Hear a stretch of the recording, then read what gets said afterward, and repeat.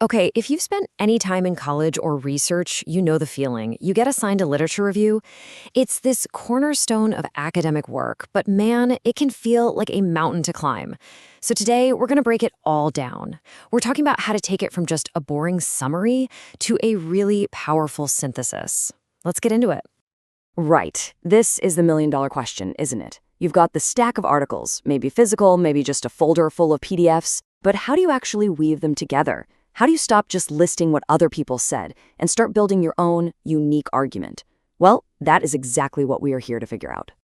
So here's the game plan. First, we'll tackle the big challenge itself. Then, we'll walk through three main phases: gathering and evaluating your sources, then organizing them to build an argument, and finally, actually writing and polishing the thing. And we'll wrap up with the real key to knocking it out of the park.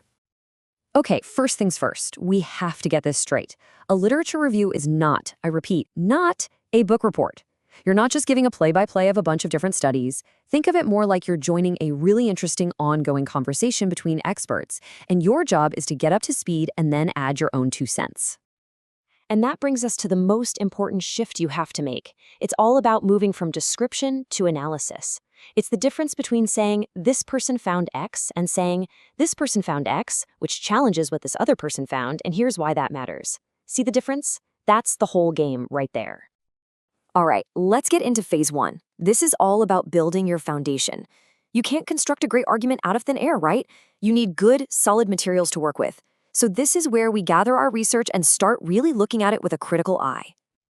Here's a quick look at the whole process, all 7 steps. For this first phase, we're just going to focus on those first 3, narrowing your topic down, finding the right literature, and that super important step of reading and evaluating what you found. Step 1 is so critical. You have to get specific. If your topic is just World War II, you're going to drown in a sea of information. It's just too big. But if you narrow it down to something like France's specific role in World War II, suddenly it becomes manageable. You have a clear focus, and that makes everything else so much easier. So once you know what you're looking for, it's time to find it. You'll use your keywords in the library databases, obviously. But here's a little pro tip for you. When you find a really good recent article on your topic, go straight to its bibliography. That reference list is a gold mine for finding the other key players in that specific scholarly conversation. Now, when you're reading, you can't just be a passive consumer of information. You got to put on your detective hat. You're looking for clues. What assumptions does everyone seem to be making? Are there arguments or conflicting theories? Who are the experts that get cited over and over again? Finding these patterns is how you start to map out the entire field. Okay, phase 2, this is my favorite part. This is where you stop being a collector and you start being a creator. You've gathered all this information, and now it's time to make sense of it all, to find the story, the narrative that's hidden inside all that research.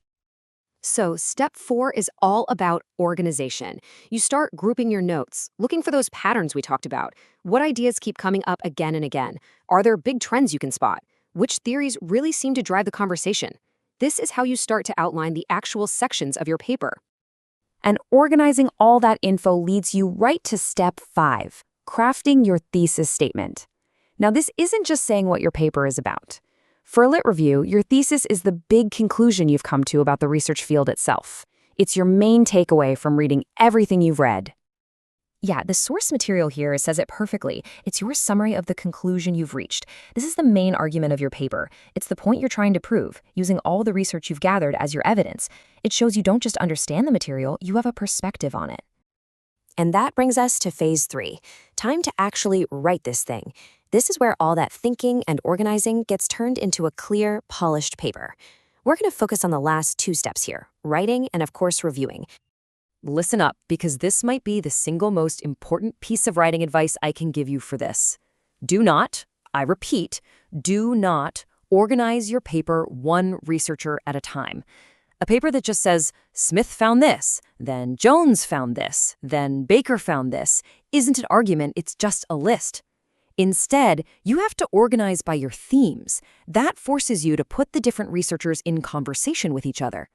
This really gets us back to that core idea, description versus analysis. The descriptive paper, that's student A, it just lists findings. The analytical paper, student B, is totally different. It compares, it contrasts, it shows the relationships between ideas using smart transition words. Let's look at a concrete example.